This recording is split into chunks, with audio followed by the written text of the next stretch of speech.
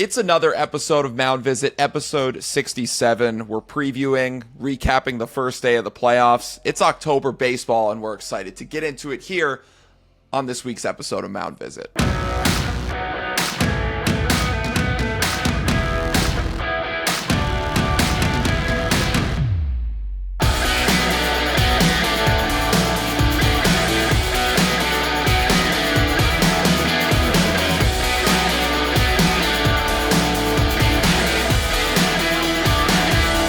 Happy fall. Just changed real quick. It's October baseball, baby. Yeah, we blew through 162. No big deal. And, for those players, the guys used to hate when I say this. I was like, hey, man, cheer up, guys. Everybody's excited to go home. And if you're not making the playoffs or you're pissed off that you didn't make the playoffs, I go, cheer up, guys. Pitchers and catchers report in 4 months. It's a short off season. That's a short off season. Put your underwear in your drawer for a second, see which ones you didn't leave in the hotel room. That's why you don't need to wear them, bud. Hey, it's one less thing to carry in your bag. Fit another thing.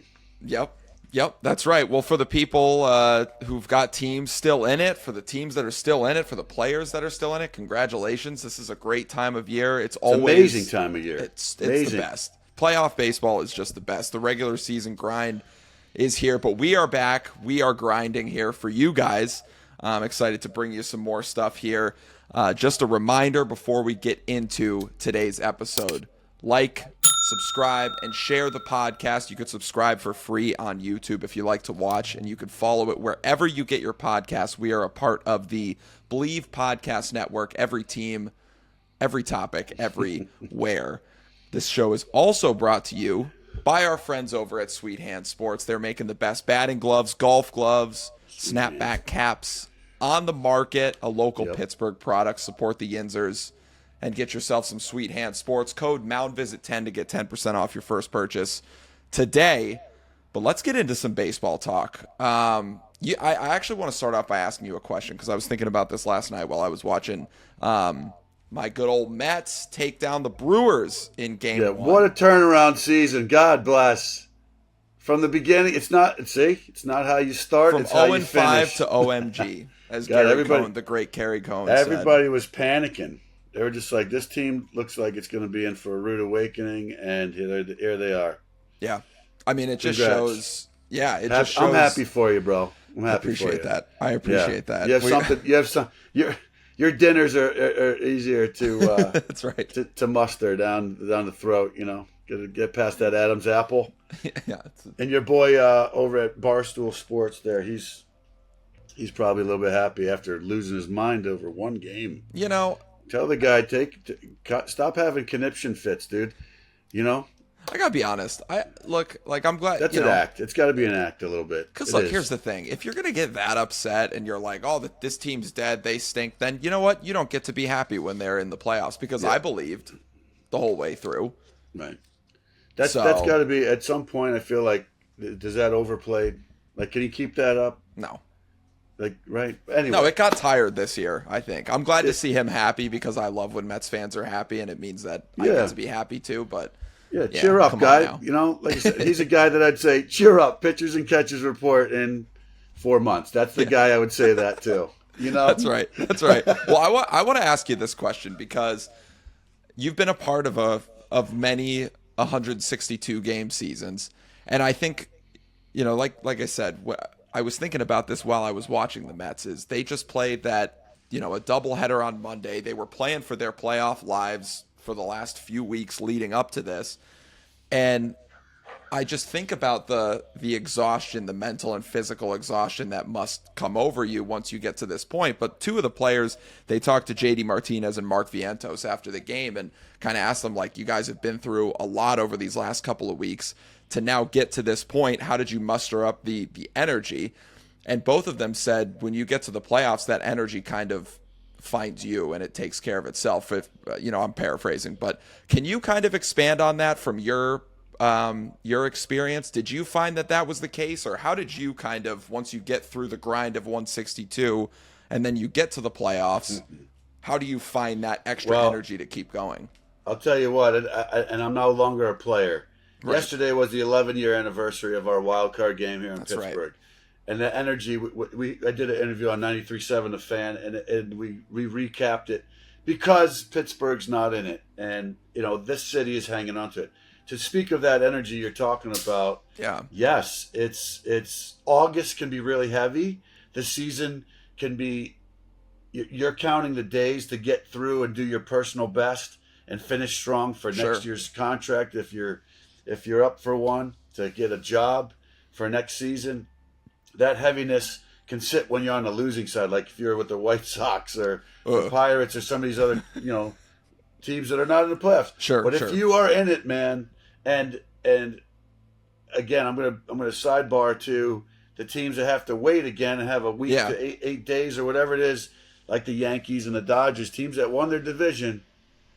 These wild card teams and games that mattered, your Mets that had must wins at the right to the very end, those final games mattered.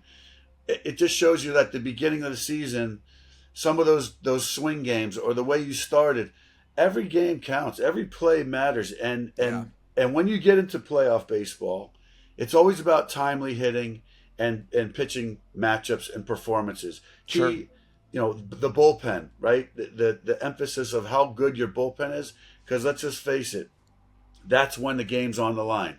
Timely hitting, and these hitters have to step up, facing the best arms coming out of the bullpen, throwing 100+ miles an hour with all kinds of funk. Yeah. So, every bullpen's got them now, so it's right. not rare anymore. Right. So, and I'll key phrase my boy David Freese, who I played with in Anaheim, and he's a former MVP. He says, "Grill, I hate the regular season, but I love the playoffs." He said, everything is bigger, everything's more enhanced, and he's not wrong. Sure. If you can't get excited about that, like there's a little bit of nerves, like Scooble yesterday in his interview said he was never as nervous for his first playoff start as he was like his big league debut, and the guy used that fear, right, and crushed any doubt. Yeah, that's the difference, man, of having that energy you're talking about. Yeah, can you be a little bit fearful? Yeah, I mean, if you've never been there, that's where that experience. That's why I was curious about that game with the Tigers, who have been just surprise team that you got to root for. They're kind of like the underdog team that everybody's like, wow, they got in. Yeah, with the way they finished the season too, and to see them step it up and beat an experienced playoff team like Houston in their house, man. What a way to start playoff baseball.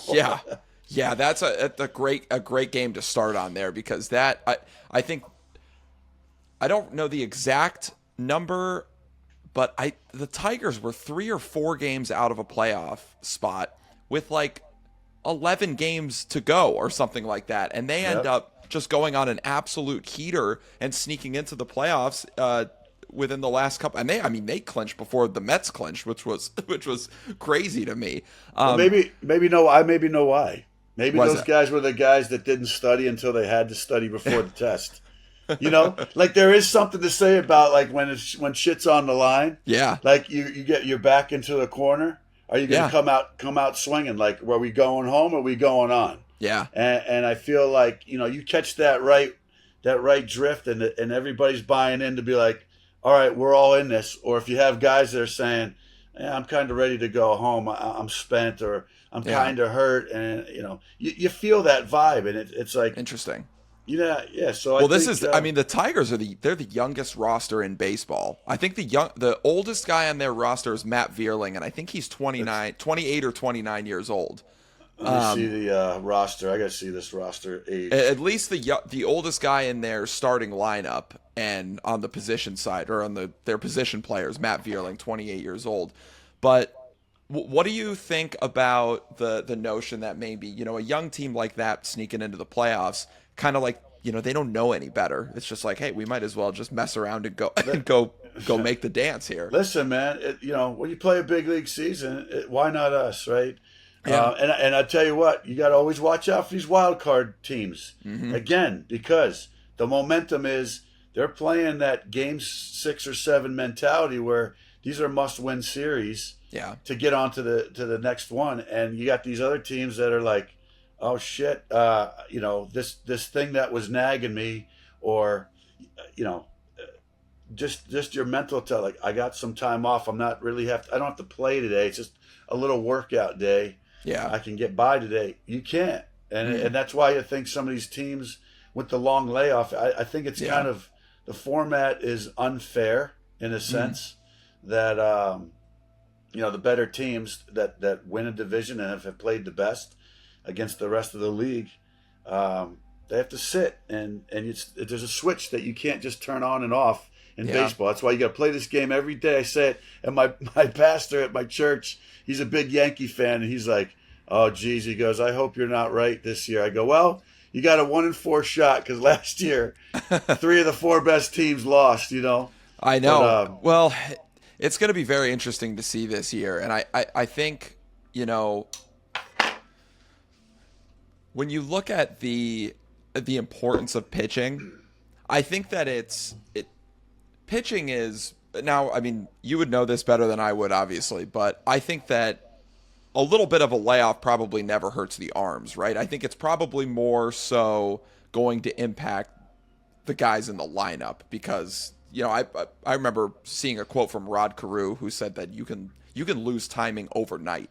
So you got to think that if that's the case for Hall of Famer, but if that's the case, then you can definitely lose timing over 3 or 4 days or whatever, however long these teams wait. Well, even for a pitcher now, I'll tell you, in the bullpen, I like to try to pitch 2 out of the 3 and kind of have a consistent. You want to get in there. One inning as a reliever, like you want to touch, you want to have that feel. Yeah. And you want to have that consistency. So there's a rhythm and timing and ebb and flow to this game for everybody. And I think that, like I said, the team that can get the hottest, right? Baseball's a streaky game. That's why you look in the box score, the last 10, right? They always say the last 10. Well, there's 11 games to win a World Series championship. Yeah. And that's in that range. So whoever gets hottest during this stretch, watch out, boy, because it's going to be surprise. Like I said, the energy, even in San Diego last night. I feel bad. There are few better environments than the environment at Petco Park. That place is unbelievable. Well, Tatis brought some swag to that, swing, and I think wanted to pull that out of it. Big time players like that know how to play to the crowd, play to that energy, and he surely did for his team to keep that momentum there. And like I said, that feeling of like, hey man, you only get so many chances to get into their foot in the door to win and have that championship title under your belt. We talk about guys that have never been there. Mike Trout, sitting there going like, gosh, when's my opportunity? Shohei Ohtani, sorry about that. No, you're good. Bullpen phone.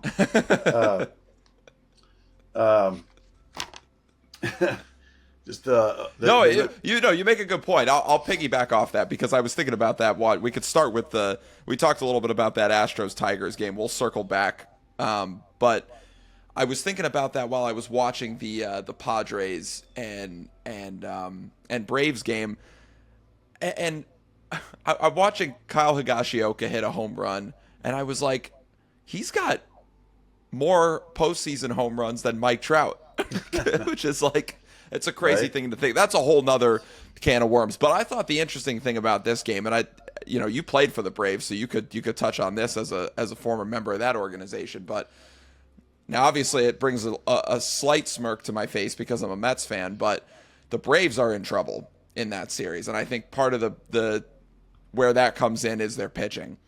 They had losing Sale. You're losing Sale. When you lose one of your big horses, it's just a feeling of like, man, really? Like, damn, somebody's got to step it up.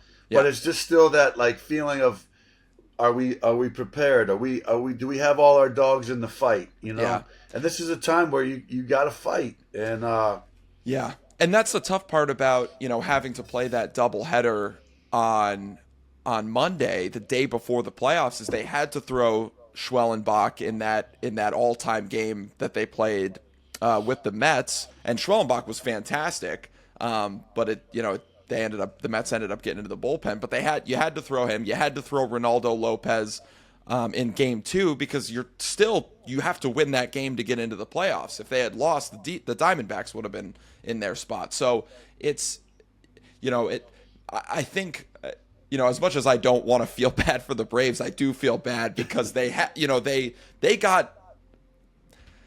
to fight for their playoff lives in those first two games, and it didn't allow them to set up their pitching how they'd like. But that's the thing about these wild card games and the thing about playoff baseball, Smith Scheuer got the hook quick because it was clear. You think about that over a 6-7 inning span, you're giving up 3 runs. It's like, okay, that's a quality start, Right. but you're giving up 3 runs in the first 2 or 3 innings, you're gone. Like, and that's what we're seeing, and that's what we have seen, and you will see with playoff baseball. That's how it is, and I think that's part of what makes it so exciting. But part of what my concern is for the Braves here moving forward in this short series, I think the Padres are just set up way better, especially being at home.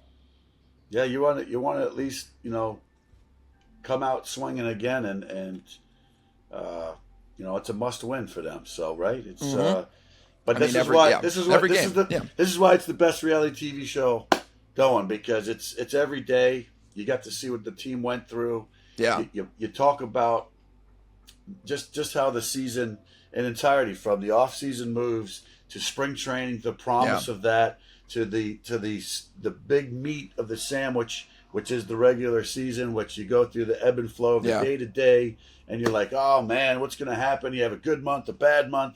We lost this guy, we acquired this guy. I mean, there's so much dramatics, and that's why they always go, right? There's no crying in baseball. Well, God bless it. There's a sure hell of a lot of emotion and ups and downs to it that tugs at your heartstrings, and it's exciting, man. It's to see, and you know what I love about playoff baseball too is these unsung heroes, right? There's a guy that will be a series MVP. Yep. And you're gonna go, wow, man, like this guy came out of nowhere, and then all of a sudden he's gonna get a big contract because he wore that crown. It's absolutely. It's one of my favorite parts about the playoffs is, you mentioned David Freese. That's a World Series MVP right there. And, man. David Freese is not a guy who's necessarily known for his regular season numbers, but once he got to the playoffs, like you said, he was always clutch. Go down the list. Like, here's another David that haunts me is David Eckstein, because he killed us in the 2006 World Series. Who would you expect? David Eckstein, right? Albert Pujols, and the cast that they had on their team back in the day. But David Eckstein was the MVP, and that's why I said these unsung guys that you don't expect. They see the ball bigger. Some guys go, "This is my chance to shine. If I get hot." Yep. And you go home with a piece of hardware like that, what does that do for your confidence and your contract? Yeah, that too. That's a very good point. Very good point. Well, let's go to we talked about that later wild card. Let's go over to the AL. I want to talk about this Orioles team, because I feel like coming into the year there were huge expectations for this team. Especially, you acquire Corbin Burns. You've got all these young studs who you've got coming into your lineup. Call up Jackson Holiday during the year. Obviously, that didn't work out at first, but he's been a lot better his second time around. But, for whatever reason, there's something about this team that they just haven't been able to put it together in the playoffs yet. And I wonder what that is and why you think that might be, because it's a lot of young guys who have a lot of skill and who, guy in Gunnar Henderson, who's going to be an MVP finalist. And, there's talent all up and down that line. I mean, they only lost 1-0 and they ran into an ace in Cole Reagans, but still, I wonder, for a team like that with so much expectations, that's got to be a little disappointing for Orioles fans. I could go a lot of ways with this. I could argue that the AL East, that's the hardest division in baseball, in my opinion. You're constantly getting beat up, but it also leads to the good practice too, right? To say, hey, those tough, intense games in that division prepares you. But again, man, there's no excuses at this time. You have to be ready, and I mean, what an exciting game! A 1-0 ball game. That's something very rare in today's game that we're seeing. Some people would consider that boring, but I find that to be fascinating. Like, wow, how's this going to go? But yeah, don't sleep on the Orioles. They got there. All these teams have a chance to do something. Again, I think it's just another must-win situation. Yeah. Where they just got to get that juice and that flow, like that energy of what a win can do, as opposed to you're sitting there heavy, like we got to do something big today. Yeah. Well, yeah, they have to, or yeah. And that's, I think a testament too on the other side is the Royals, who coming into the season, I will give myself a slight pat on the back because I did have them making the playoffs in our little playoff prediction episode at the beginning of the year. So, yeah, we should have TJ come back, do some. I know, right? He might do some playoff predictions now. Well, that's some magic. Well, yeah, and the Royals pulled out a little bit of magic yesterday, and I think it's one of my favorite things to see. As much as I love seeing those unsung heroes, like you mentioned, I also think it's special when the guy who's been your MVP all year in Bobby Witt Jr. Yep. I mean, we mentioned Mike Trout. Bobby Witt Jr. just had in terms of by wins above replacement, a more valuable season than Mike Trout has ever had by WAR. Now, numbers aside, whatever. We could talk about that another time. But anyways, Bobby Witt Jr., fantastic. If Aaron Judge didn't exist, he would be the MVP. But he drove in the only run of the game, and it was great hitting. And I mean, for a 23-year-old, he's one of the more impressive players that I've watched, and it took him a little bit his rookie season, but he has been unbelievable. And he drove in the only run of the game. And I think that it's really cool to see your superstar make impacts like that in the playoffs. I think that's, equally as But that's as why cool. these guys are drafted where they're drafted. This is where, these you give it to the scouts and the general managers who know who their guys. They're banking on these golden tickets that they go, yeah, this is our dude, this is our guy, and they build a team around these kind of players. I mean, give it up to the organizations, man. They know what they're doing too when they compile, and they're probably elated to get a guy of this stature on their team, and says this is the guy that's going to be a difference maker, and they sure is. You can see it right there. The Royals it was a masterclass in building a competitive team this season. I think the arms that they brought in, Seth Lugo, developing Cole Reagans into what he's become, bringing some of those guys in, and especially some of the guys they brought in at the deadline. Lucas Ursig, who they brought in to be their closer, he closed the game out yesterday. I mean, we say it every year. Every year a wild card team makes a run. Who knows? In the AL, it could be the Royals. We talked about another one of those teams too in the Tigers and Astros. This is another series where we talked about this last year. The Astros are inevitable, and it felt like at the end of the game they were gonna break through. Yes. Oh my God. Man.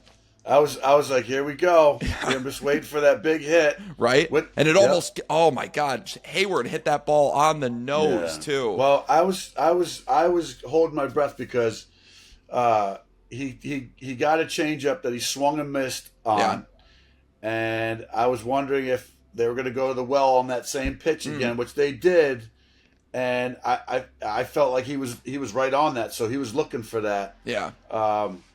It's one of those things, man, where you go, you made the right pitch? Yeah, I guess he did, because he got the out. But if that ball goes, a foot or two right or left, it's a whole different ball game, and that place is erupting like we've seen it happen before. Yeah. But yeah, I was holding my breath watching that sequence, because there was a couple pitches that I was questioning, like, why did they throw that pitch? But interesting. It's about execution, man. It's sometimes it's never about the selection. It's just like, hey, the execution. But it's always harder watching it. Yeah, I was gonna say it's funny that you say that. But it applies to all sports. But my dad was asking me while we were watching a football game this past weekend. He was like, he's like, I sometimes like to think that us as fans have it harder because we have no control. We're just sitting here being like, oh God. So that's actually, you've been on both sides of it now. Do you get more nervous as a fan watching your team than you Well, do? I think that's why the people at FanDuel and all Oh, these boy. gambling companies, we can get into some stuff about gambling and our guy Pete Rose, man, God bless him, rest Yeah. in peace. Rest in One peace of to the a greatest. legend. Should be a Hall of Famer, by the way. We'll get Yeah. on that. But to sit there and say you don't have any control, well, now you can bet to feel like that anxiety. That's why they're pushing the buttons, going like, good. You can feel it even more with dollars and cents of your own money. But yeah, it's tough to watch, man. It is tough to watch. I don't like watching it even when I was in uniform and I'm in the dugout. Oh, yeah.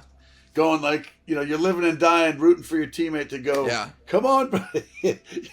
You're watching the horses that you're running with and having breakfast with and, jamming in the weight room with and stuff. So it's a piece. I guess I'm more at ease not knowing the intensity of what these guys are feeling. Gotcha. Okay. But I guess in the same sense, the excitement is something that I'm sitting on the edge of my couch going like, oh my God, yeah. Oh, and postseason baseball is crazy because it's and you can feel it even as a fan. You can feel it. Every pitch, the intensity is ratcheted up. It's elevated, man, and that's tenfold. Why I think that's the mundane of. You could say it about anything, right? You watch NBA basketball in a regular season. People are kind of...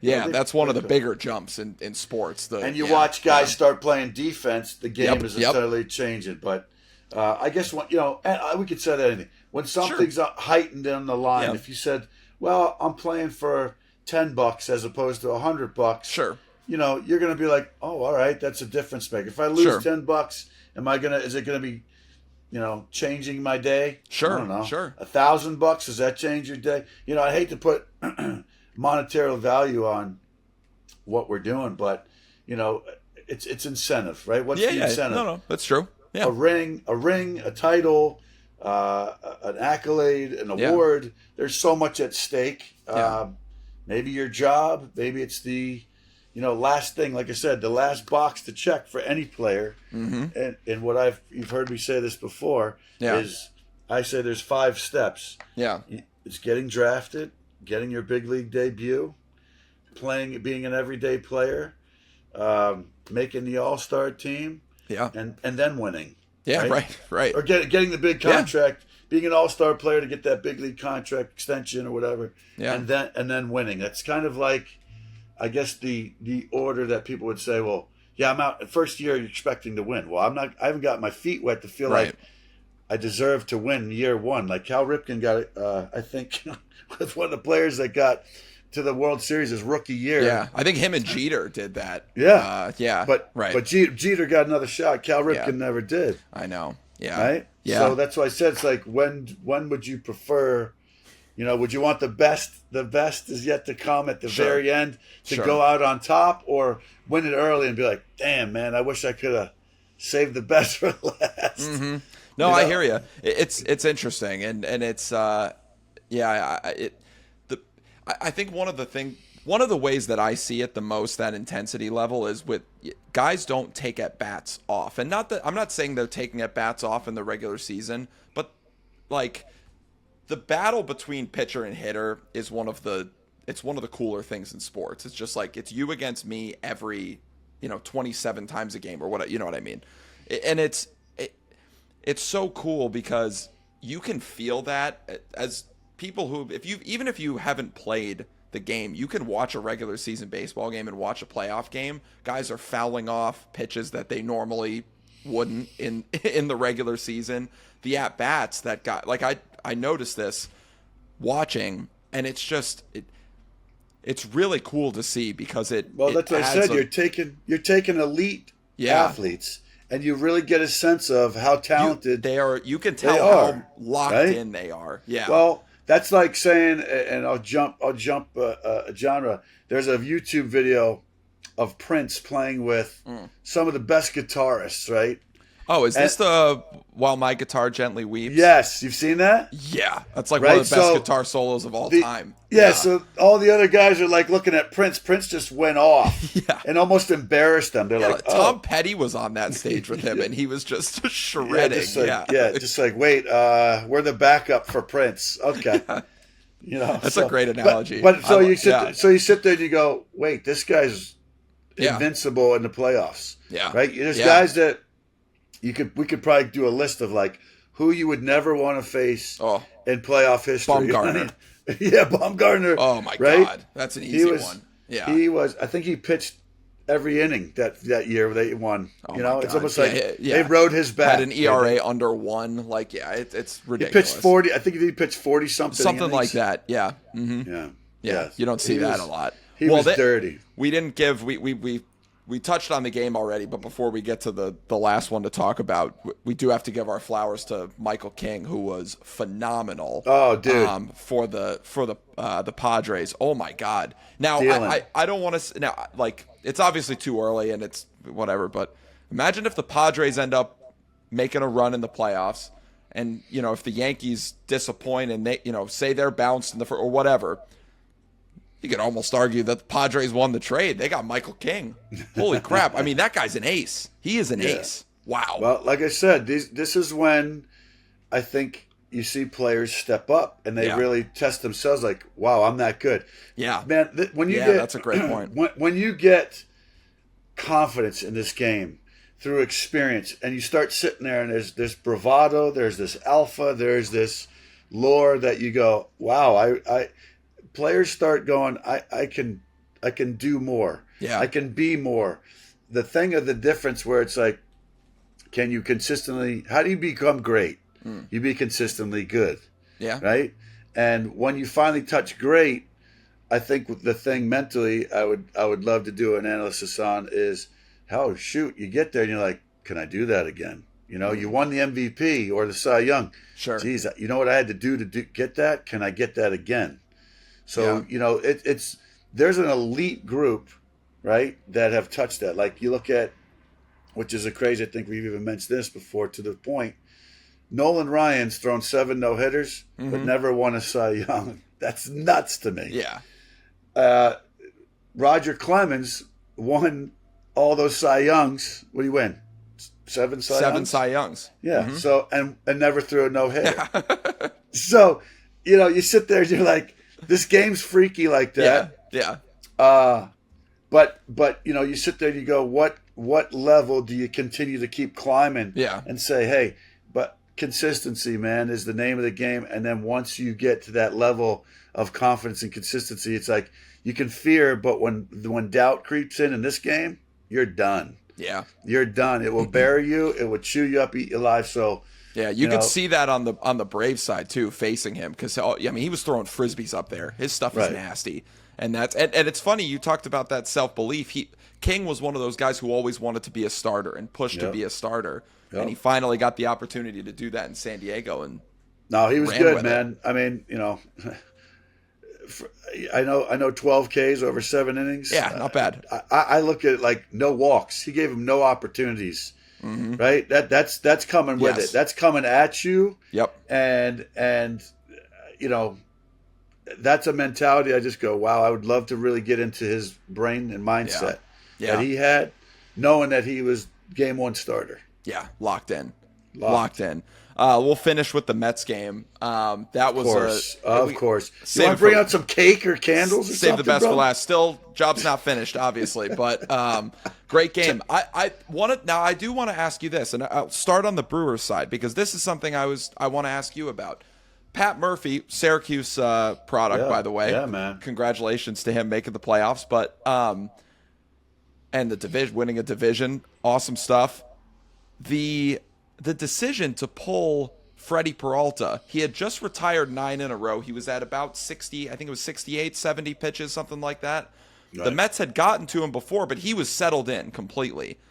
And I found, now the Brewers have lived and died by their bullpen all year, and it's been fantastic. But I was shocked when they did that. And as a Mets fan, you're watching this game and you're like, oh my God. And you could tell the Mets players were like, that game, that gave them a shot in the arm. Like that allowed them to. Well, then you go back to the question of, is he making that decision or is the iPad? Yeah. Right? Because we've seen, what year was it? Again, you're better at all this memory and jargons and being super fan. You're thinking here. about the Blake Snell. Thank you. Yeah, I was just going to mention that. It's like, how do you pull a guy there? So is it a feeling? Is it something where, something we may not know about, information? We're just watching from home. We're not in the foxhole. We're not in the I think the inner earpieces to know, like, hey, what pitch is coming? That's why we're betting on it. Damn it! The point that you brought up about the iPad, I think, is probably that it more so seemed like matchups, man. There's got to be something to the matchups there. Well, I remember we talked about this with Johnny Gomes last year too, during the playoffs, and a couple years ago, I did an interview with Dallas Braden, and he told me that he's like, look, managers, they have two lists. They have a gut list that that they bring with their own baseball experience and their wisdom, and then they have a front office list. And to me, it felt like that was a total game script move, where it was like, okay, once he gets to 68, 75 pitches in that realm, let's bring the bullpen in. We like these matchups. Right. We don't want to. And he said that he didn't want Freddie Peralta to face the order a third time around. Like, that's your ace. What are you talking about? Right. I just found it very odd. And well, it's a different game. You look back and I'd love to ask, players of yesteryear, the guys that would be expected to pitch 7-8 innings, especially in these types of situations, the Randy Johnsons and Kurt Schillings and, Pedro Martinez's. Like, are you going to do that to those type of guys? Like, if they were playing today and it's hard to say, but insert those guys into this situation.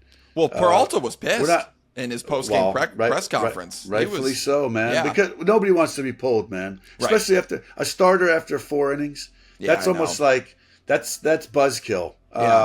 Because you're conditioned to run the race. Yep. That's a horse that's conditioned. You're pitching once every 5th day.